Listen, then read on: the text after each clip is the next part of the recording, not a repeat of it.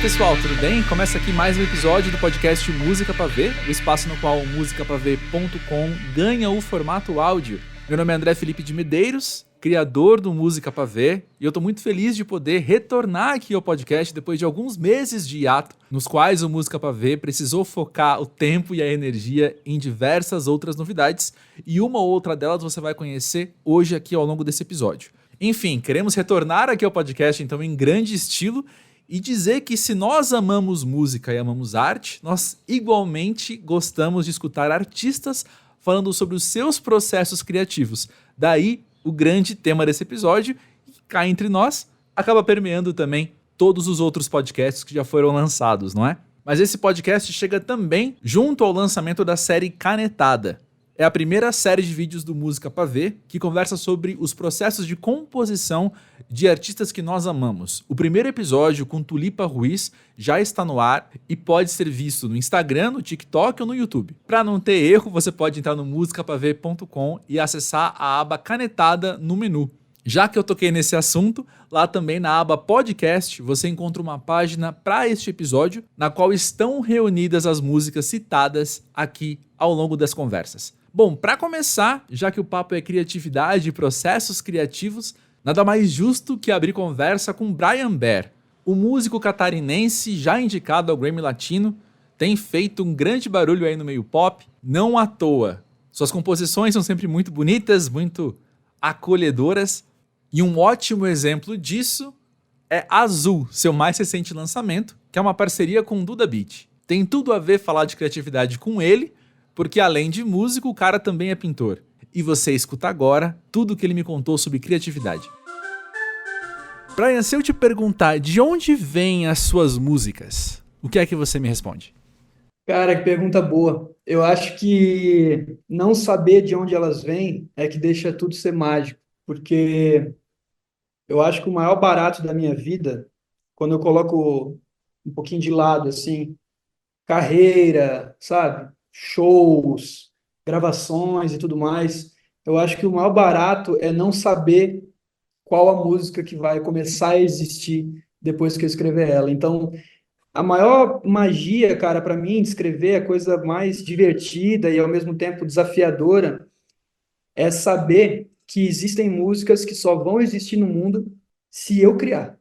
Existem vários artistas que eu admiro muito, existem muitas músicas já no mundo, já são, acho que a gente já está no número aí de, acho que umas quase 100 mil por dia, se eu não me engano, de músicas nos streaming, mas ao mesmo tempo eu penso que, independente de onde essas músicas vão chegar, se elas vão estar sendo gravadas, vão estar num disco, antes disso, elas falam muito sobre mim. Então, eu acho que as pessoas conhecem ali, sei lá, umas 30 talvez hoje, né, falando de mim, umas 30 Uhum. músicas que eu lancei, mas tem quase, sei lá, quase 500 músicas que eu já escrevi que são eu, né? Elas, quando as músicas vão para o mundo, eu não sei onde elas vão, se elas vão atingir muita gente, pouca gente, mas elas, isso já não está muito no meu controle, elas são muito eu, assim, elas falam sobre coisas que eu vivo, sobre coisas que eu vi, sobre jeitos de ver o mundo. Então, eu acho que existe um lugar que é quase uma cor, que é quase um sentimento, uma caixinha dentro de mim, onde eu consigo acessar, onde essas músicas todas começam a ganhar vida, assim. Eu acho que até inconscientemente, quando eu vejo que eu escrevi uma música em 5 minutos, essa música já estava ali trabalhando sozinha na minha cabeça. Então, às vezes, quando eu estou um pouco fazendo alguma coisa que demanda muito do meu corpo, mas pouco da minha atenção, sei lá, lavando louça, tomando banho, dirigindo. Não que eu não preste atenção enquanto eu estou dirigindo, é óbvio que eu presto atenção, mas você está ali, às vezes, meio que num piloto automático e sua cabeça vai começando a jogar essas coisas para fora. Então, eu consigo sentar e escrever uma música, vou sentar aqui agora e escrever uma música, mas eu me divirto muito mais quando essa caixinha se abre e essas músicas caem para mim. Mas o que abre as portas desse lugarzinho, assim, é a inspiração. Então, às vezes as pessoas até me perguntam: você tem uma rotina de criatividade? Eu falo, cara, eu não tenho uma rotina de criação, mas eu tenho uma rotina de inspiração. Então, às vezes, acordar, tomar um bom banho, ouvir uma música muito boa que você goste, assistir uma coisa que te instigue, uma coisa que mexa com você, que te gere curiosidade, conversar com as pessoas no elevador, né? Cara, ver seus amigos, isso são coisas que te colocam num lugar criativo muito forte, que você consegue ali naquele momento se sentir inspirado, né? E desde que eu comecei a conduzir as coisas assim, eu não lembro qual foi a última vez que eu tive um bloqueio criativo, porque eu estava sempre me mantendo num lugar de gostar do que eu fazia e não querer trabalhar ali para chegar num lugar perfeito. Então, acho que a coisa que mais me liberta disso, de procurar um lugar de perfeição na hora de criar, é me sentir muito bem com o que eu gosto de dizer. E às vezes eu até compreendo que a gente tem bloqueios criativos, não é porque você está bloqueado, é porque você não quer dizer aquilo que você precisa. Então, às vezes eu tenho rotinas de inspiração de, sei lá, fazer páginas matinais, por exemplo, de acordar todos os dias e falho, obviamente, vários dias, mas de acordar e escrever durante, sei lá quanto tempo, 2 páginas sobre qualquer coisa que esteja na sua cabeça. Isso vai te libertando essas amarras para você encontrar esse lugar de onde as músicas vêm, de você viver muito mais com um pezinho lá dentro do que tentando caçar aquilo a todo custo. Assim, você já está lá, aquilo já vai vindo de forma natural quando você consegue criar uma rotina de inspiração para você mesmo, sabe? Uhum. Nossa, é muito interessante quando alguém em 4 minutos consegue se explicar tão bem. Eu sinto que as próximas perguntas que eu vou te fazer aqui, que eu preparei pra te trazer, eu sinto que eu já sei respondê-las por você de tão bem que eu te conheço nesse momento. Mas olha só, Brian. Eu posso dizer que as suas músicas têm ali um jeitão romântico, tem ali um lance pop que é muito particular seu, uma estética muito particular sua e muito uniforme na sua obra, do meu ponto de vista, né? Esse jeitão todo é algo que você busca, algo que você insiste em criar assim, ou ele vem com naturalidade pra você? Cara, é engraçado isso, porque eu me pego escrevendo muito sobre amor, e às vezes até pouco sobre paixão, porque é exatamente o que eu vivo no meu relacionamento. Então, quando você é fiel com o que você escreve, e você escreve uma música para primeiro você gostar, e por consequência outras pessoas se identificarem com aquilo, acho que tudo se torna mais fácil, assim. Eu não persigo essa coisa, tanto que eu fico feliz que muitas pessoas falam, nossa, seu trabalho tem essa coisa particular. E eu já tentei, assim, já tirei um tempo da minha vida para ouvir as minhas próprias músicas e entender, tipo, onde é que tá isso, sabe? Onde é que eu faço isso?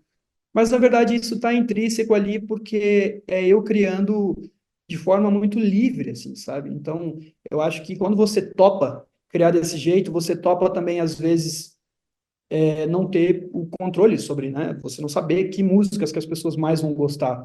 A Vida é Boa com Você é um exemplo disso, assim, era uma música para mim lado C, não era nem lado B. E hoje é uma das minhas músicas mais ouvidas, tem sei lá quantos bilhões de conteúdos criados com ela nas plataformas. E é uma coisa que eu não estudei para, tipo, vou criar uma música para as pessoas e aí ela vai ser assim, o refrão. Não, é uma música que eu escrevi sobre a casa, na verdade nem é sobre uma pessoa direito, é mais sobre a casa, eu estava escrevendo, da minha namorada, que era uma casa muito florida, a mais florida da rua, então eu estava escrevendo aquilo mais sobre isso que eu estava vivendo, assim. Então, cara, eu acho que essa particularidade não é uma coisa que eu busco, mas eu sei quando ela não está impressa Uhum. na música. Eu sei quando eu escrevo uma música e eu falo, eu escrevi essa música, mas ela não é para eu cantar. E tá tudo Entendi. certo. Né? Eu acho que antes de ser cantor, intérprete ou, enfim, artista de palco, artista de estúdio, eu sou compositor. Eu comecei compondo. E uma coisa que me libertou foi entender que nem todas as músicas que eu escrevo são para ser gravadas, por exemplo. Né? As pessoas conhecem aí 30 músicas minhas, mas já escrevi tantas outras que formam quem eu sou, formam o jeito de eu escrever. Se você for pegar a harmonia de A Vida é Boa com Você, você vai encontrar no meu repertório algumas outras músicas, às vezes com a mesma harmonia. Só que se você pegar a minha gaveta lá, do meu quarto, de todas as minhas músicas, você vai encontrar umas 50. Porque quando eu comecei a escrever música, comecei a escrever porque eu não conseguia tocar no violão as músicas dos artistas que eu Uhum. gostava. Então eu comecei a escrever as minhas próprias músicas. Só que isso eu sabia 2 acordes. Então, quando você sabe os acordes, eu escrevi, tipo, 30 músicas com esses 2 acordes. E aí eu vi um amigo fazer um outro acorde, e aí eu aprendi 3 acordes. Então eu escrevi mais 10 músicas com esses 3 acordes. E é assim até hoje. Às vezes eu encontro isso não no acorde, mas num tipo de intervalo de melodia, ou às vezes eu encontro isso num tipo de jeito metafórico de falar sobre amor ou sobre alguma outra coisa. Então, eu acho que essa própria busca de você com você ali escrevendo, encontrando seu trejeito ali, vai criando essa personalidade que, no final das contas, quando você entende que não é sobre composição, que é sobre você encontrar coisas que você gosta, do tipo, tem músicas no estúdio que a gente fala, cara, mas essa música tá com uma harmonia tão comum e a produção tá num lugar tão comum, mas é o que a música pede, não é o que eu quero dela, né? A gente às vezes se pergunta tanto do tipo, como é que eu quero que essa música seja, mas a gente tem que perguntar para a música como ela quer ser, porque ela também tem a vida própria dela. Eu, depois que eu saí desse plano aqui, desse planeta, a música vai continuar aqui, então ela vai ser muito mais longa, vai ter uma vida muito mais longa do que a minha própria vida que criei ela, sabe? Então, eu acredito muito nisso, assim, de que essa cola, essa particularidade que existe em vários trabalhos de vários artistas que eu admiro muito, são, na verdade, uma vontade deles criarem uma coisa genuína deles, assim, não se importando muito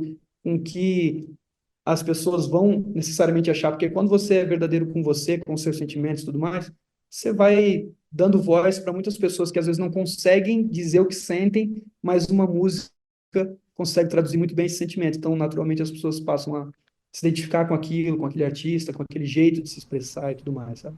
Interessante. E na hora de pintar, como é que é? Cara, a pintura é um troço que nasceu para mim de um jeito que, às vezes, eu estava ali criando uma música e eu não conseguia chegar num lugar representativo do que eu estava sentindo, ou eu precisava simplesmente me sentir inspirado, como eu te falei, dessa rotina de inspiração. E vira um ciclo, né? Eu crio minhas telas de um jeito muito parecido com o que eu crio as minhas músicas, assim. Tem muitas telas que as pessoas nem viram, nem vou ver, porque eu pinto, acho lindo e eu rasgo elas e crio outra coisa, sei lá. Então, eu acho que a pintura entra nesse lugar para mim de ser uma coisa cíclica. Às vezes eu estou cansado, eu vou lá e pinto uma tela.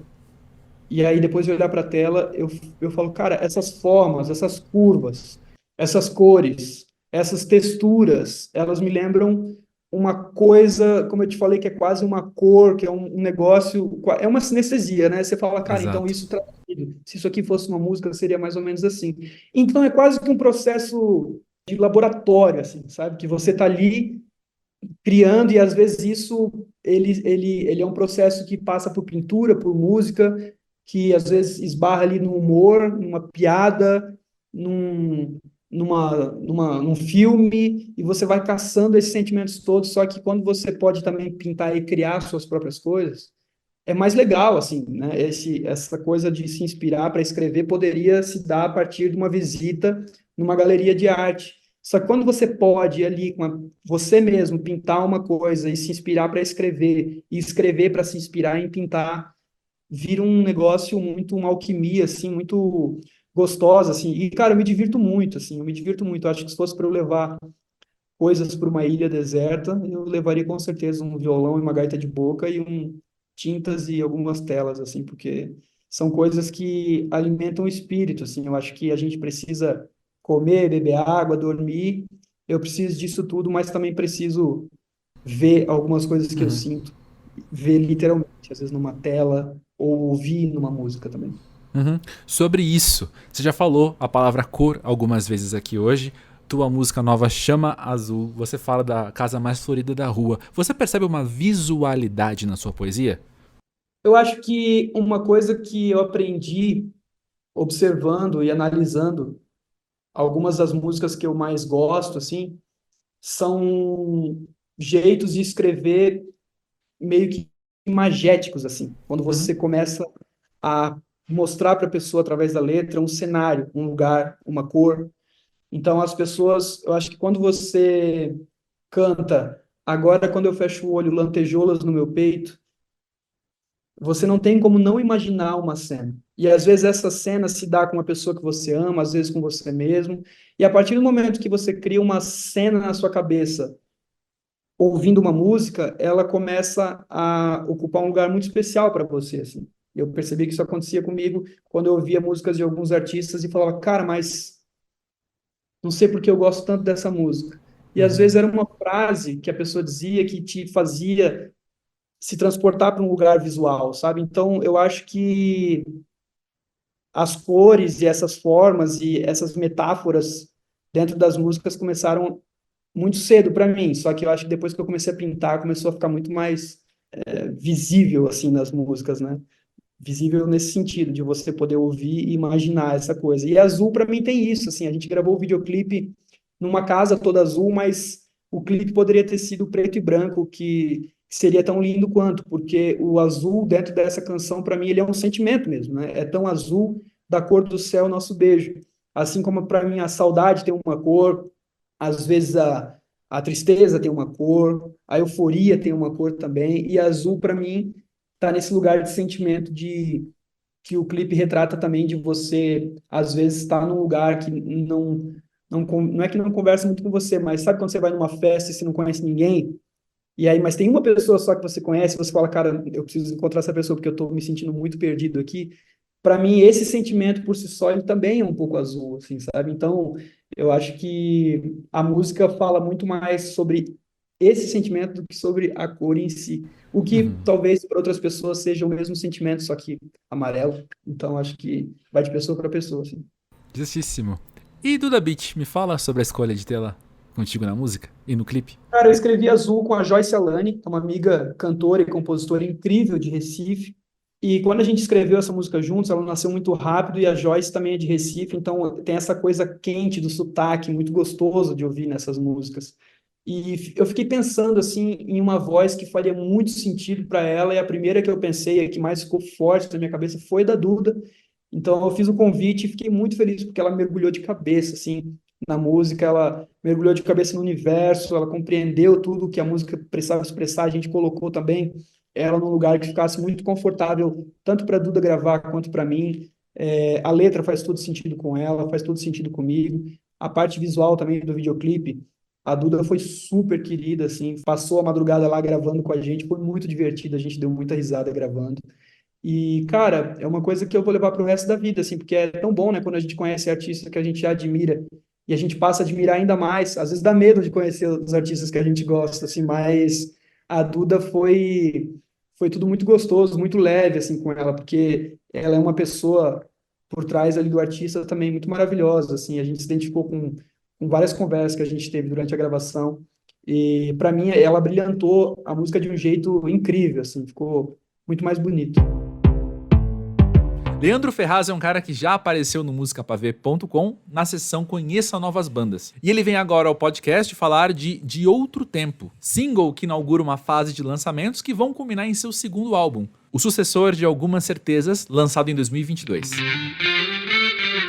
Leandro, conta aí pra gente, pra você, o que é ser de outro tempo? Cara, de outro tempo, de certa forma, não também se perceber no momento atual do que a cena acontece, mas também é um resgate de si. Eu acho que quando eu escrevi de outro tempo, eu pensei muito em um resgate de o que é me amar, do que é perceber amor nas pessoas à minha volta, do que é descobrir o que tem de novo, não perdendo a minha essência. Uhum.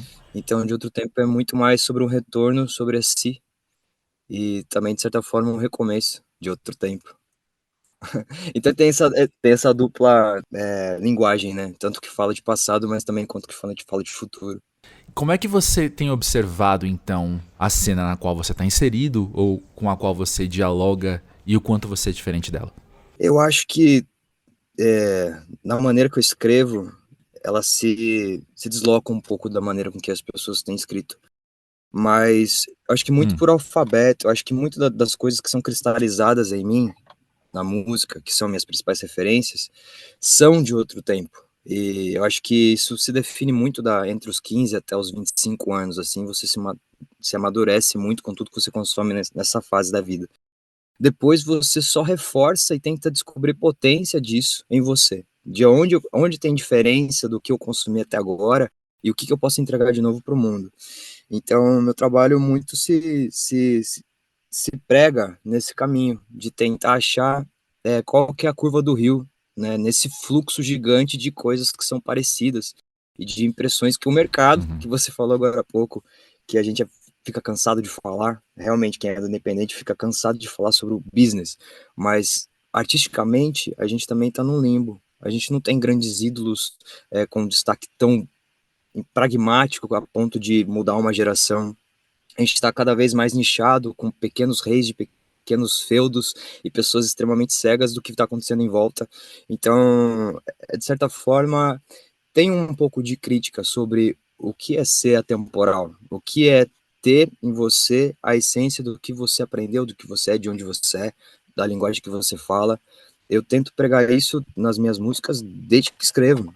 A diferença é que há um pouco tempo atrás tinham mais pessoas que faziam também. Hoje em dia as pessoas resolveram fazer, não, peraí, acho que existe uma fórmula do sucesso, então a gente vai entrar por aqui e a gente vai fazer isso.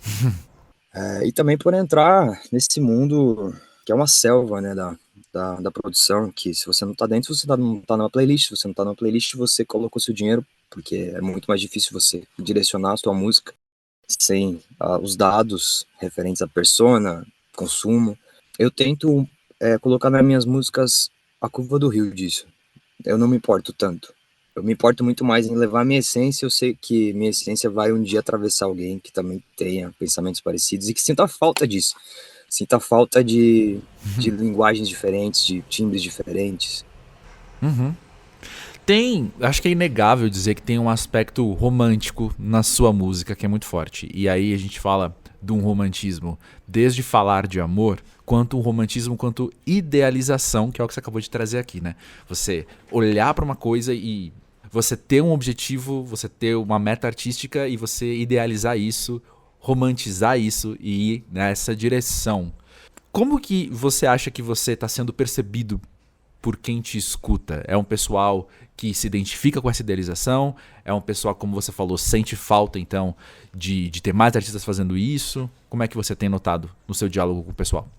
Eu acho que meu público ele vem se construído muito de pessoas que são carentes de linguagens que são abandonadas. E abandonada porque a gente está passando por uma transição de tempos. Isso depois da pandemia. Eu digo, tem antes de pandemia, AP e DP. A pandemia mudou muito a dinâmica das redes, principalmente pela velocidade de consumo.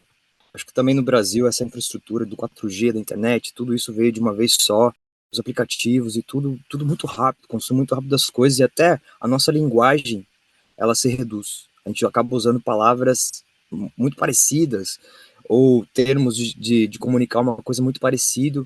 E eu sou de uma escola que adora rebuscar palavras e concepções abstratas. Minha formação, minha banda preferida da infância é Los Hermanos. E hoje, se eu jogo uma pessoa de 20 anos, quem foi Los Hermanos, a pessoa não entende quem é Los Hermanos. Quem foi Rodrigo Amarante, quem foi Marcelo Camelo para a música, para o rock brasileiro.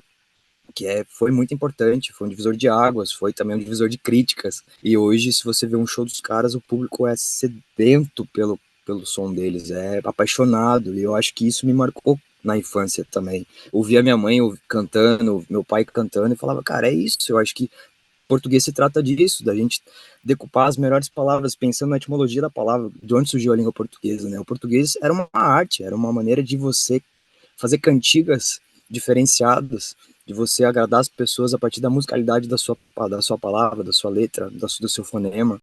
Então eu acho que a gente acaba se perdendo muito nessa velocidade das coisas. E eu tenho esse carinho, apesar de ser um pouco mais minimalista na maneira que escrevo, porque também, de certa forma, eu gostaria que minha música fosse mais pregnante. E fazer hit se trata disso, de refrões fáceis, de versos fáceis, mas ao mesmo tempo eu tento decupar essa informação que ela tem abrangência. Então, assim, às vezes uma frase ela pode significar uma coisa, mas ela pode significar 3 outras coisas. Porque eu não digo literalmente o que é. Então, acho que esse carinho da escolha das palavras é meu maior trabalho, meu maior carinho. Quero puxar uma outra aba do que a gente está conversando aqui. Tem algo que eu me identifico muito com o seu som, que é um clima envolvente que a sua música se propõe a ter. Eu vou até chamar as suas músicas de sorridentes, muitas vezes, assim. E eu acho que elas estão vindo em um mundo que, na minha leitura, está muito mergulhado num cinismo. As pessoas estão olhando para a música e entendendo a arte como algo tão, a palavra que a gente já usou aqui, pragmático, sabe? As pessoas estão aqui só fazendo isso para fazer sucesso ou para ganhar dinheiro. Eu vou ver um filme, o filme foi feito para executivos do estúdio ganharem dinheiro também. Eu acho que existe um cinismo que paira na nossa geração, na nossa sociedade. E quando eu vejo artistas como você se propondo a trazer um sorriso, vem de um lugar de sinceridade que eu nem sei o quanto é percebido pelas pessoas, sabe? Ou quantas pessoas se identificam com isso. Enfim, como que é a tua perspectiva? Eu acho que é um desafio diário, assim. Toda pessoa nova que eu atravesso, de certa forma, essa pessoa é muito gratificada por sentir algo bem construído num cenário independente. Que a gente pensa em cenário independente, acaba que um replica o outro. Porque a gente é um nicho só, a gente é uma massa só, a gente precisa se ajudar. E meu som acaba descolando também do independente, mas também acaba se descolando um pouco do mainstream. Então eu tô nesse limbo da pessoa, quando ela se depara com o meu som, com a minha imagem, com a minha estética, ela, opa, tem uma nova ilha aí, tem alguma coisa nova para descobrir. E a partir de mim descobre outros caras relacionados que também são diferentes. Então eu me sinto meio que quase que um novato, de certa forma, sabe? Porque sou eu que várias pessoas da indústria grande também que chegaram até mim sempre falam, cara, o timbre de voz é diferente, a maneira de escrever é diferente. Eu acho que é isso, você tem que apostar nisso, logo vai chegar, a sua construção de carreira está sendo muito coerente, logo você vai ter mais suporte, mais atenção, e à medida com que eu consigo, por ser independente, eu vou lançando as minhas produções e me envolvendo tecnicamente com as escolhas, mas sobre a sensação, eu acho que o que eu mais sou impactado é com a gratidão e no sentido gratuito da pessoa vir se manifestar para mim, cara, muito legal. Como você não é famoso ainda, que é uma coisa que eu escuto muito, cara, é engraçado. Porque não é o momento do mercado. Eu não coloco meu som para baixo nem para cima. Eu falo, talvez não é o momento. Eu faço com carinho, faço com amor. Eu sei que é bem feito e que em algum momento isso vai reverberar de uma forma sincera e contemporânea. Talvez meu som não seja desse tempo, ou pode ser, talvez, não sei. Acho que a gente precisa surfar um pouco mais. O mar é muito grande, a indústria da música é muito grande. Entender o Brasil é um desafio imenso para qualquer compositor. Eu componho com várias outras parcerias também, faço alguns outros arranjos para outros artistas, mas sempre surfando em um universo assim, muito vasto, uma biologia muito, muito vasta de seres, de inteligências, de maneira de pensar arte, pluralidade cultural, maneira de falar, sotaques. Isso muda muito, cara. Muda muito. Eu acho isso muito rico. E em 2022 você lançou o disco Algumas Certezas. E eu queria te perguntar, nesse meio tempo, primeiro, quais outras certezas esse trabalho te trouxe? E quais são aquelas certezas que você já não tá mais tão certo assim? Que massa essa pergunta. Quando eu fiz Algumas Certezas, ele foi um aglomerado de composições que eu acabei selecionando para produzir, que vieram Primeiros álbuns costumam ser assim, né? E a gente quer impressionar com toda a gama possível que a gente pode fazer, chegar ou não. Eu ainda não consegui, mas eu tive algumas certezas a partir disso. E alguns nortes que eu pude tomar a partir disso. E quando eu estava para a decisão do nome, eu precisava ter uma direção, para onde eu tô remando. E eu não quis colocar um destino, mas eu quis colocar que eu tive uma impressão, que eu tenho algumas certezas para onde ir. E por isso eu elegi esse nome. Mas também eu tenho passado anteriormente uma fase de hiato durante a pandemia, que eu fiquei praticamente um ano afastado de música, tanto na produção, quanto em palco, quanto em banda, e isso me fez extremamente mal. E percebi que não existia para mim fundamento de estar vivo sem estar exercendo o que eu sempre fiz. Então eu tive algumas certezas ali de que eu precisava tocar, nem que fosse solo. Antes eu tinha uma banda, a Guru, que era uma banda da cena independente da cidade de Curitiba, que é onde eu fiz faculdade. Enfim, foi muito bom essa época, e quando isso acabou, isso se tornou uma coisa muito, muito importante para mim, resgatar a minha essência, o que eu precisava. A partir disso, eu conheci muitas pessoas deram voto de confiança, se envolveram comigo, pessoas muito maiores da indústria, premiadas, amigos que eu conheci a partir de gravações, e eu consegui construir esse álbum com muito carinho, assim, e tive um norte de aonde eu poderia ter mais força com as minhas músicas gravadas em estúdio, aonde eu tinha mais potência com timbre, com arranjo, com maneira de comunicar, com estética de mix e essas coisas que fazem toda a diferença quando você faz um primeiro álbum, que é muito difícil hypar no primeiro álbum quando não é um projeto gigantesco que envolve milhões de pessoas. Mas para mim foi muito decisivo nesse sentido de, pô, acho que eu tenho aonde remar, eu já sei para onde remar. Que tá sendo para esses caminhos que de outro tempo tá entregando. Quem tem acompanhado a música brasileira recente conhece muito bem Totô de Babalong. E Pescoço Salgado é seu divertido segundo álbum, com parcerias com Raquel Reis, Gabi Amarantos e RDD. E é também um dos discos que mais se destacaram nesse comecinho de ano aqui no Brasil. Meu amigo Guilherme Gurgel bateu um papo com ele sobre os seus processos criativos. Quero te falar, antes de começar essa entrevista, que Guilherme Gurgel é também editor da newsletter do Música Pra Ver, que você pode assinar gratuitamente na plataforma Substack. Você encontra o link na descrição desse episódio ou no musicapaver.com. Totô de Babalong. Olá. Queria começar pedindo para você se apresentar um pouco, te dar as boas-vindas ao podcast, falar um pouco sobre o seu trabalho, especialmente sobre Pescoço Salgado, né? O álbum que você lançou aí agora. Bom, prazer, eu sou o Totô de Babalong, eu sou um cantor baiano e lancei meu álbum novo, Pescoço Salgado. Estou muito feliz, a gente não tem quase um mês que a gente lançou e tá tudo muito lindo, o pessoal gostou muito. É um álbum que eu procurei músicas fortes pro verão, com ritmos latinos e brasileiros. E fui muito na composição do que o povo estava gostando do que eu estava compondo. Então, para mim, eu adorei fazer esse álbum, meu maior orgulho até hoje. Eu queria que você falasse um pouco sobre esse processo. Eu vi lá no anúncio que você fez que foram 117 músicas que você compôs e fez uma seleção para virar esse álbum. Queria ouvir um pouco sobre isso e queria ouvir um pouco também se essas outras músicas você acha que elas vão caber em outro momento ou se a hora delas já passou. Eu estava num momento muito ruim, assim, das ideias. E aí, nesses momentos de depressivo, eu escrevi muita música. E aí, a minha intenção, desde que eu lancei o primeiro álbum, era que o meu segundo álbum fosse verão e solar.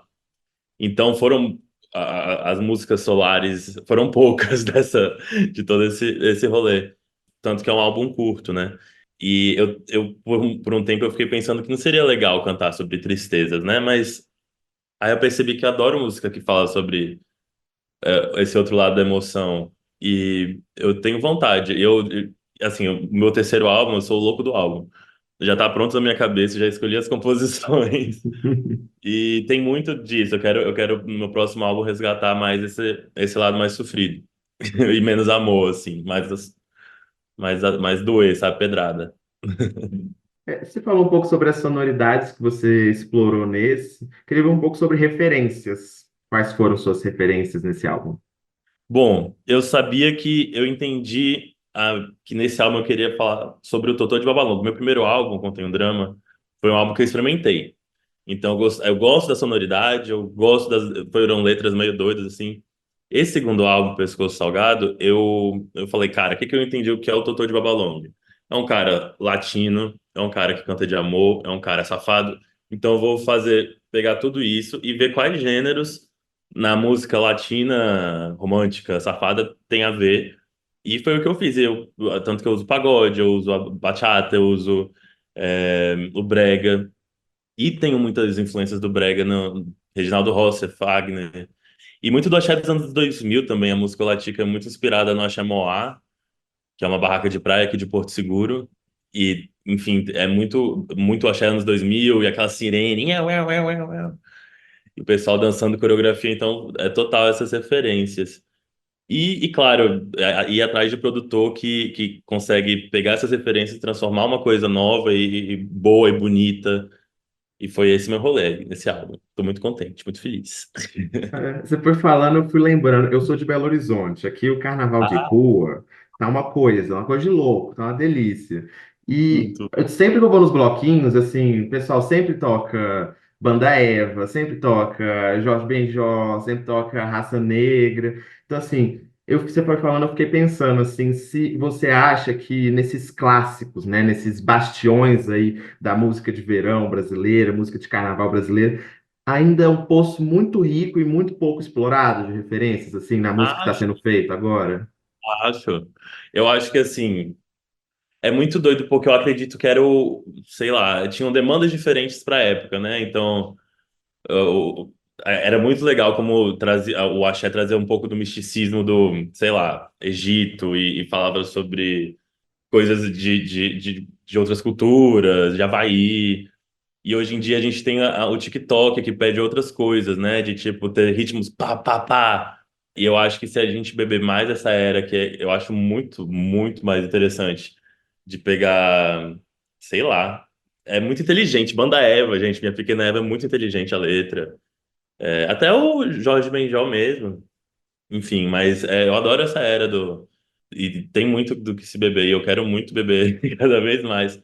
Eu senti também que nesse álbum que explorar o brega, pra mim é uma coisa interessante. É muito lindo, assim, tipo, a gente tem muito, uma sonoridade muito brasileira e é muito bonito. Eu sou estilista, né? Então eu tinha preconceito também com o nome brega. E aí, pô, eu abri os olhos e vi quão lindo é e eu queria retratar isso nas minhas músicas também. Acho que isso tem a ver um pouco com nostalgia também, a gente ativar um sentimento nostálgico aí na música moderna também. Achei gostoso.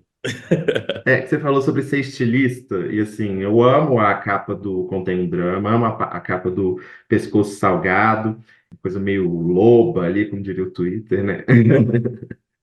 E o nome também, né? Pescoço Salgado, evoca uma imagem.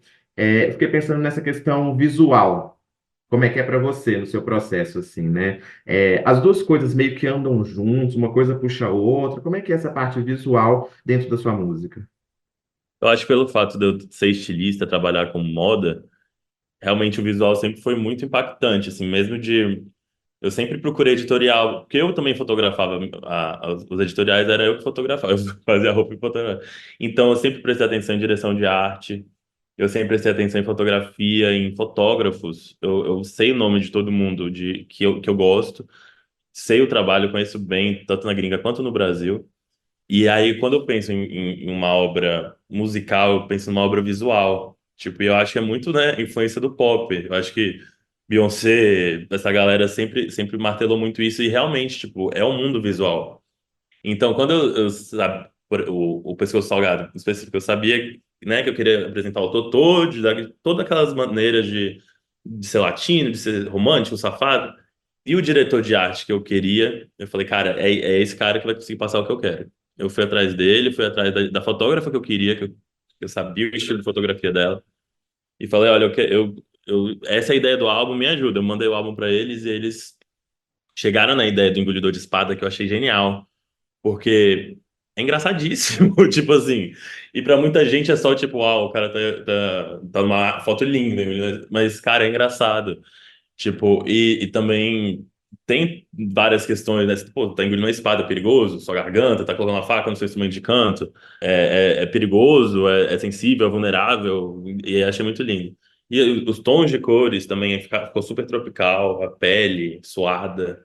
E o nome Pescoço Salgado foi super. Quando eu li, que eu sempre anoto várias coisas, quando eu li, eu falei, cara, muito sinestésico. Tipo assim, você pensa, se alguém fala pescoço salgado, você sente o gosto, tipo assim, caraca, pescoço salgado. Tipo, já, onde? Tipo, foi no carnaval, foi depois do mar, foi, tipo, depois do trabalho, sabe? Sei. E como você tem pensado, tem feito para levar isso para a experiência do show também, ao vivo? Eu trabalho com uma diretora artística maravilhosa chamada Valéria Assunção. E ela me ajuda muito, porque assim, né, tem esse lance que, pô, eu entendo de moda, de direção artística, mas não dá para entender de tudo. Tipo, a gente pode gostar, a gente pode dar palpite, mas não dá. E a Valéria Assunção é uma diretora lá de Brasília ela viu meu trabalho, conversou, a gente debulhou o que a gente quer e ela projeta. Então, a iluminação tem que ser assim, o corpo de balé tem que ser assim, os movimentos de dança. E assim, a gente tá com um show muito forte. Eu fiz um show agora na Casa Natura, a galera pirou muito, porque era muito, sei lá, foi muito lindo, tipo, reproduzir a capa do álbum e os movimentos, as bailarinas são muito fortes, tem muito da cultura ballroom que eu sempre trouxe desde o meu primeiro clipe, e não largo mão. de trazer essa representatividade ballroom. Doutor, uma coisa que você falou, queria voltar numa coisa que você já falou antes e que eu fiquei pensando, né, sobre ser uma pessoa de álbuns, né? Eu vi, inclusive, quando você anunciou, falou sobre essa questão de ouvir as músicas na ordem, de que o álbum conta ali uma história, você falou que esse álbum é muito você. Esse negócio de trazer um álbum que é muito você, te deu um medinho, assim? Você achou uma coisa meio desafiadora ou era uma coisa que você já queria escancarar, já? O meu primeiro álbum, o Contém o Drama, ele foi muito eu. E isso me assustou. E, tipo, assim, eu não queria. Eu trabalho muito na terapia isso, de saber quem é o Totô e quem é o Heitor. E aí, e é muito ruim, porque isso afeta minhas relações, afeta meu dia a dia, afeta a minha arte. E quando eu entendi isso, eu falei, porra, peraí. E isso me ajudou a construir o álbum. O Pescoço Salgado é o Totô de Babalong. Então, saber que eu tava compondo, tipo, dessa maneira, falando essas coisas românticas, dessa maneira, eu sabia o que eu queria apresentar. Mas o primeiro álbum é muito eu mesmo, muito Heitor. O povo escreve música pra minha irmã, Kumbaya é pra minha irmã. E eu vou pra farra demais, mas eu volto pra casa pra provar que eu amo ela. Eu E amei. é, é isso aí. Mas o Pessoa Salgada é mais o Totô. O Contém o Drama é mais o Heitor mesmo. Entendi. Mas o Totô, aqui, né? Já começa a entrar agora uma terapia. Vamos fazer um pouco de terapia aqui. Mas o Totô, o que que ele representa? É uma parte de você? É uma persona? Eu acho, minha persona artística. É muito doido parar pra pensar que ela, óbvio que é baseada no Heitor, mas voltando a Beyoncé, tipo assim, é muito doido como ela é fofinha de canto, assim, toda reservada, e aquele monstro, a Sasha Fierce no palco, sabe? E eu não sei de onde vem, porque ele está aí, mas é muito importante. É quase uma drag, né? Tipo, é você colocar, projetar sua estética, seus desejos estéticos, suas vontades em você e usar daquilo momentaneamente, né? Eu acho lindo. Eu gosto bastante. Não sei bem o que que é. Uma drag barbuda. E eu vou aprofundar, tá? Hoje eu estou me sentindo um psicanalista. Mas eu fiquei ligando isso com o fato de você ter composto tantas músicas já, né? Você falar que se expressa através das músicas. E pensando assim, para o seu futuro, você acha que talvez mais para frente caibam outras personas aí na sua arte? Ah, eu acho que sim. E tipo assim, pra mim, já foi um jump do Contendrão pro Pescoço Salgado, né? No terceiro, eu quero vir com. Eu já sei bem o que eu quero. O Pescoço Salgado, na minha opinião, foi um álbum que eu fiz pensando em projeção. Eu sabia o que o pessoal queria ouvir de mim e fiz o que o pessoal queria saber ouvir de mim. O meu terceiro, eu quero ir pro impacto. Tipo, gerar algum impacto social, socioeconômico, cultural. E eu tenho um projeto assim direitinho, já escrito. Então, pô, eu quero vir mais politizado no meu terceiro trabalho. E como que tem sido essa relação com o público, assim, em relação ao Pescoço Salgado? Ótimo, assim, eu tive uma surpresa no meu primeiro dia Foi o meu melhor lançamento, assim, de primeiro dia, essa primeira semana, assim. O pessoal gostou muito, o show foi muito impactante. Eu sou uma pessoa que conversa muito com todo mundo, assim, de geral. Mandou mensagem no Instagram, eu respondo. Eu não tenho, se não for, tipo, falando umas atrocidades, eu respondo. E eu converso, e eu gosto muito de ouvir a galera, a opinião de que o pessoal tá achando, e tem sido muito positivo. E eu acho que é interessante também ter essa troca. Porque se eu tô, né, é porque alguém tá ouvindo. Se eu tô chegando em algum lugar, é porque alguém tá ouvindo. Eu quero saber o que eles gostam e o que eles não gostam, sabe? Eles. Entendi. Doutor, acho que para a gente fechar, você falou sobre novos projetos aí, né? O terceiro álbum já tá pronto na sua cabeça. Eu adoro falar isso. Quando eu vou escrever uma matéria, eu falo assim, não está escrito nada, nenhuma vírgula, mas já está pronto na minha cabeça. Exato. Então, eu queria saber assim, mais sobre próximos passos, né? O que que você ainda pretende fazer com o Pescoço Salgado em relação ao show? Se esse terceiro álbum você já realmente já vai mergulhar nele? Eu, a gente tá fechando shows no Brasil todo pra gente levar essa turnê. do Pescoço Salgado. E assim, enquanto eu puder divulgar, eu quero gravar clipe. É complicado que tudo é dinheiro, né? E a gente que é artista independente tem que entender e também não dá para não pagar ou te pagar pouco para profissionais. Eu sou extremamente contra isso. Tem para mim todo mundo tem que ganhar direito, que é o trabalho de todo mundo. Eu quero fazer clipe, quero fazer o show, mas ao mesmo tempo eu vou gravando mais música, que eu sei que o meu dom tá em compor. E eu sei que meu tesão é produzir e trazer isso pro mundo. Tipo, é muito bom quando você vê sua visão groovando, sabe? Eu acho isso lindo.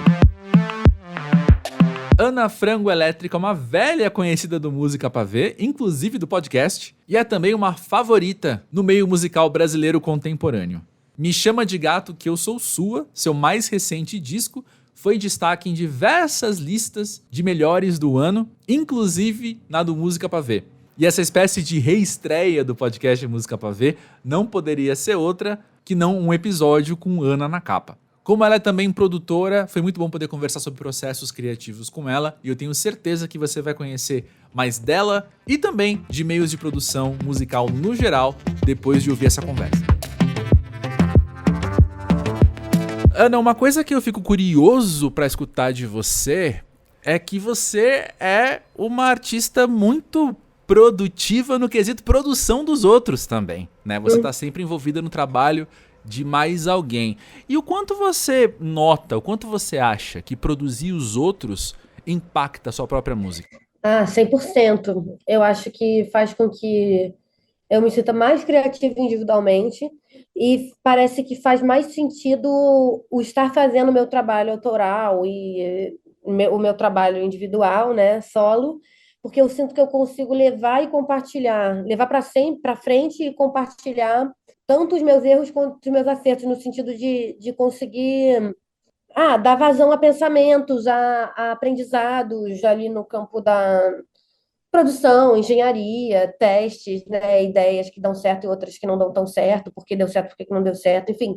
Então eu sinto que faz com que eu leve e fique mais criativa, assim, acho que no meu trabalho autoral também, e eu sinto que faz mais sentido estar fazendo meu trabalho autoral no sentido que eu compartilho também esses aprendizados. Uhum. Quando você carrega tudo isso, todos esses aprendizados, esse repertório, essa bagagem, ao mesmo tempo que tem a sua experiência pessoal, que a gente tá falando de um terceiro álbum seu, né? Qual que é a tua expectativa de si mesma na hora de entrar no estúdio? Isso mexe com você de alguma forma? Do tipo, opa, a minha responsa agora é outra do que já foi um dia. Ou não? Sim e não, porque ao mesmo tempo eu sinto que hoje em dia eu tenho mais intimidade, né, com esse espaço. Uhum. Então, ao mesmo tempo que talvez eu existisse uma pressão, ao mesmo tempo a lida com essa pressão, ela vai ter a ver com, vai ser muito mais madura e com conhecimento, né? E eu acho que um conhecimento talvez que seja o mais importante, porque o resto tudo é estética, é escolha, é processo, que é uma noção das etapas, né? Uhum. De um processo. Então, acho que quando o entendimento, né, de já ter passado por muitos álbuns, entender o processo, desde a pré-produção até, né, até essa música estar no mundo, seja na internet ou seja em modos físicos, né, em mídias físicas, com certeza me deixa com muita mais tranquilidade também, e na verdade muita sede de experimentar coisas que eu não experimentei. Acho que no meu trabalho pessoal, individual, eu sinto que. Aí, quando eu tô falando individual, é porque eu tô falando no pensamento de um disco pré eu estar com músicos gravando também, e na construção do Certo, processo, porque certo. não é zero, aí não é zero individual, né? Naquele Muito momento é coletivo. só seu, aí depois outras pessoas entram, né? No momento pré, onde eu tô tipo assim, o que que eu quero fazer, começa a ouvir coisas estéticas e entender o que que eu quero experimentar. Uhum. Enfim, nesse momento sozinha, pensando. É muito bom ter a noção do processo mesmo, né? De tipo, então, o que dá para experimentar, quais são os meios de hoje em dia também, né? Eu acho que a gente, de alguma forma, a gente muda muito, muda muito a maneira que a gente produz. Eu acho que, né, por onde a gente ouve, que caixas a gente ouve, os nossos meios de comunicação mesmo, né? Tipo, acho que é isso. Massa. Eu queria te perguntar Quando foi que esse disco teve a cara dele pra você, assim, a identidade dele? Quando é que você soube que ele ia ser assim? Em qual etapa do processo? Ah, a primeira e a última, A primeira porque você sabe? mira lá e a última porque você chegou em algum lugar. Uhum. No caso desse disco, né, assim, porque eu sinto que é isso. Meu primeiro álbum, O Mass Queima, ele é um álbum muito experimental e eu Uhum. não sabia sobre o processo em si, né, Uhum. assim. E aí depois desse álbum que eu comecei a entender a produção musical e talvez me entender também mais como artista, enfim, Uhum. eu comecei a entender o que eu queria fazer, né? Então eu comecei a confabular antes do processo, eu já comecei a confabular que disco seria, qual seria o assunto, que canções são essas, o que eu gostaria de experimentar em termos de engenharia de som, né? Quando eu falo engenharia, acho que tem a ver, porque eu acho que mais do que microfonação tem a ver com arquitetura, né, do disco, o que eu quero, o que ele tem de protagonismos e antagonismos e profundidades né? Então acho que tem a ver com isso. E sobre ainda a cara do disco, assim, é uma coisa que eu gosto de conversar com os artistas você, Uhum. durante o processo ou nas primeiras etapas do processo, você tem uma ideia do que ele vai ser, você coloca ele no mundo com uma certa expectativa do que aquela obra é. Talvez a gente não controla como as pessoas enxergam o nosso trabalho, mas você coloca ali uma mensagem que você fala, o pessoal vai entender essa mensagem. Bom, meses depois do Me Chama de Gato que eu sou sua no mundo, eu queria te Uhum. perguntar então, os comentários Uhum. dos outros sobre o disco moldam a forma como você enxerga ele hoje? Não. Acho que eu procuro não ouvir muito comentário dos. Muito bom. Nunca ouvi, pra que eu vou ouvir agora, eu acho, né? Não, que às vezes não me. Obviamente, acho que a gente se afeta porque, pelo que as pessoas falam ou não falam. Uhum. Mas eu me afeto muito mais pessoalmente no como eu vou acordar no meu dia, no meu bem-estar emocional, do que artisticamente. Acho que artisticamente, graças a Deus, eu não tenho muito controle, assim, né? Por mais que a gente mire coisas e queira experimentar mais coisas, acho que não tem muito controle. E aí, em termos de quando você fala assim, né? Você tem. Você é uma pressão, né, de entrar no estúdio. Eu sinto que eu tenho que fazer muita coisa ainda. Não eu me sinto musicalmente uma pessoa bem medíocre, na verdade. Assim, eu não me acho uma cantora excelente, não me acho musicalmente nada excelente. Agora, eu sou artista, né? Então eu tenho uma pesquisa que não tem a ver só com a música, que vai ter a ver com estética, com arte visual e com poesia e com teatro, sei lá, Uhum. sacou? E, né, com direção, de alguma forma. E então eu sinto que tem muita coisa para fazer. Então, na verdade, eu acho que não tem pressão, tem vontade de experimentar e de aprender e de melhorar pra caralho, né? E de conseguir fazer coisas excelentes e melhores e com pessoas que eu admiro, em lugares que eu gostaria de conhecer. Sim, é muito interessante do lado de cá escutar você dizer isso, né? Que você se considera medíocre quando a gente, e eu tô falando só do novo disco, pegar esse exemplo, mas ele tá aí bombando em todas as listas de destaques do ano, inclusive do Música Pra Ver. Então, assim, são duas informações que talvez sejam um pouco conflitantes de conviver, né? Não, não sei, no sentido assim, que bom também, né? No Uhum. sentido assim, eu acho que seria muito arrogante da minha parte achar que eu não não tenho o que melhorar, no sentido que eu sei que eu tenho, assim, sabe? Eu sei bastante meus limites como instrumentista e como cantora, por exemplo, então. Mas é isso, eu acho que a parte do eu acho que o meu trabalho ele é muito mais sobre criatividades do que sobre eu como musicista, né? Então, eu acho que eu como artista que estou me propondo a fazer música, eu tenho vontade de melhorar, de estudar canto, assim como eu estudo, mais do que eu estudo, né? Eu vejo que o aprendizado e as aulas e um cuidado, né, com o que eu estou fazendo como musicista, né, Uhum.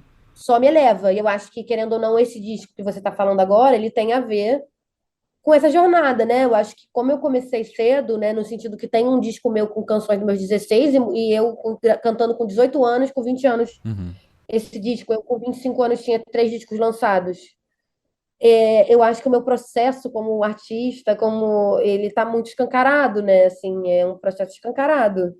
Eu acho que tem a ver com esse disco que você tá colocando, né, de uma forma elogiosa, nem sei se essa palavra Uhum, existe, uhum. ele é fruto também de um aprofundamento e de uma dedicação e com essa vontade de me elevar e aprender mais, né, e melhorar, assim. Sim. E eu faço questão de esclarecer. É claro que eu falei de um jeito jocoso, porque eu sabia que ia ser mais divertido Aham. propor a conversa assim, mas é perfeitamente compreensível você ter uma noção do seu potencial criativo, do que você ainda pode fazer, e ao mesmo tempo estar satisfeita, estar orgulhosa de uma obra que você colocou no mundo.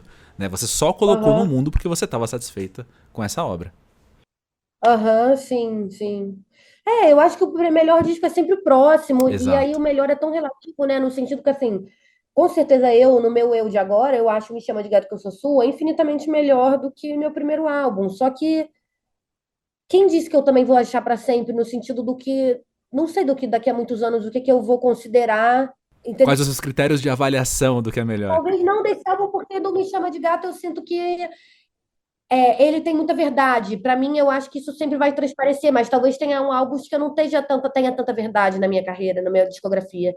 E aí podem até ser, eu posso estar cantando muito melhor, posso estar tocando piano pra caralho, posso estar fazendo tudo lindamente e pode ser um disco perfeito, mas talvez eu, anos depois dele, ache o meu Márcio Queima muito melhor Uhum. do que esse álbum que eu tô cantando infinitamente melhor, entendeu? Então, assim, acho que é relativo, né?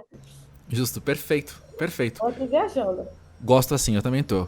Quando a gente fala dos seus primeiros trabalhos, por exemplo, o Mormaço, eu imagino que quando você escuta ele hoje, tem coisas que você obviamente faria diferente. Mas eu queria escutar de você quais são as qualidades ali que você admira. Quais são as qualidades que, quando você escuta aquele, você fala, ó, legal, que bom que eu fiz isso. Ah, com certeza coragem, de alguma forma, assim. Uhum, Acho que é um disco corajoso. Acho que é um disco que pega com muito sarcasmo tudo, tanto desde a poesia ao canto e eu acho que vai com coragem nesse conceito de sarcasmo e limites, né? Eu acho que do que é torto e não tá torto. Acho que talvez. E isso, e aí também as composições, eu acho que as composições são interessantes, acho que é tudo interessante, acho corajoso. E é isso, ao mesmo tempo, muito aprendizado nele, assim, né? De primeiros momentos de aprender muito com os produtores, com o Nassif, Calado, Benjão e Guilírio, que foram quem foram a banda e quem me chamaram, tipo, o Calado virou para mim e falou: Ana, vamos gravar essas ideias. Eu tocava voz e guitarra. E aí, vamos gravar você assim, do jeito que você toca, e depois a gente vai colorindo. E aí é muito interessante. Tinha a ver com a maneira. Eu fazia uns vídeos, botava no YouTube também. Tinha umas versões meio de som de computador, assim, de sobreposições, mas no violão. Então, acho que tinha a ver com isso também, sabe? legal. Uma coisa que eu queria te perguntar também, e você já começou a responder, quando você falou Hum, de envolver outras formas artísticas, outras expressões, outras linguagens no seu som, eu aham. queria muito ouvir de você, assim, o que que tem te impulsionado a fazer um novo disco, sabe? De onde vem a vontade de colocar uma nova obra no mundo? Ou de passar por todos esses processos, mais uma vez, né? Claro. Não, é legal você me perguntar isso, porque eu acho que eu tô no momento que eu tô em contato com isso, né? No Uhum. sentido que eu acabei de lançar uma coisa, tô entregando alguns trabalhos de produção e tô começando outros. E aí tem uma reunião de algumas composições que eu comecei a fazer no final do Me Chama de Gato Que Eu Sou Sua. Então, acho que eu tô nesse momento que eu tô, tipo, acessando esses gatilhos positivos de vontade, né? De Uhum. criar. E acho que é engraçado, porque muito a ver com estética mesmo, no caso. Acho que no Me Chama de Gato tinha uma questão poética latente que foi sendo o imã do que das composições que iam chegando, e aí eu já tinha umas coisas que eu já sabia que eu queria regravar e fazer e gravar, que tinham a ver com essa poética ou com uma parte de sonoridade, né? Uhum. E já esse próximo disco eu sinto que tá tendo muito a ver com estética, assim, eu tô já querendo, eu já sei a cor dele, assim, eu já sei sobre o que eu quero tratar em termos de e aí já vai esbarrar no projeto gráfico de alguma forma, porque já vai esbarrar na materialidade do que eu estou imaginando. Então, talvez seja uma coisa específica desse meu próximo disco, né? Que está no mundo das ideias no momento. Sim. Mas eu acho que tem a ver com estética, com profundidade, com arquitetura do som, assim, sabe? Mas também sempre tem a ver com algumas canções que vão chegando, né? E aí vai acontecendo. Uhum. Legal demais. E agora há pouco eu usei a palavra mensagem quando eu me referi ao disco, né? Você coloca no mundo uma Aham. mensagem sabendo que as pessoas vão minimamente entender aquilo de alguma forma. Eu queria perguntar pra você isso, né? Assim, quem que você percebe que entende as tuas mensagens, né? Quais são Nossa, os eu seus acho que a gente. ouvintes ou... Desculpa. Só responde, só vai. Não, é que eu acho que a gente não tem a menor ideia do que as pessoas entendem. Então, eu acho que eu não fico coqueada ou achando que tem uma hierarquia de entendimentos também do que eu estou passando. Eu acho que eu estou passando e é livre para qualquer um interpretar o que quiser. E eu acho que e sentir o que quiser e vai interpretar de maneiras. Eu já me surpreendi muito com o que as pessoas entendiam de uma coisa que eu falava e de uma maneira positiva, no sentido de sempre, às vezes, me achar, tipo, sou muito doida. Ah, não, porque eu faço umas coisas meio esquisitas. E aí, hoje em dia, eu saco que, tipo, tanta gente gosta e aí entende coisas específicas de coisas que eu disse de forma X. Então, eu acho que não dá para controlar o que as pessoas. E eu sinto que também as obras que começam a querer controlar muito o entendimento, assim, de quem está consumindo essa arte, né, e vivendo essa arte, eu acho que começa a ficar meio isso visível no trabalho, de alguma forma. E aí eu talvez goste mais quando não. Quando o entendimento é livre, né? Eu acho que as pessoas têm capacidade de entender muitas coisas. E às vezes eu me surpreendo e aprendo com entendimentos de outras pessoas com uma música que eu sempre visualizei de uma forma minha. E aí a pessoa me conta um ponto de vista que, na verdade, faz mais sentido, talvez até com o que eu estivesse sentindo, né? Então eu acho que eu valorizo essa essa liberdade que as pessoas têm e acabam sentindo e entendendo de formas diferentes, vários discursos e, enfim, músicas. E termina aqui este episódio do podcast Música Pavê. Quero te relembrar que todas as músicas que foram citadas aqui estão listadas na página deste episódio do musicapavê.com. Como sempre, o Música Pavê é uma produção coletiva e independente. Guilherme Gurgel participou desse episódio comigo, André Felipe de Medeiros, e eu vejo você na próxima. Valeu, até mais!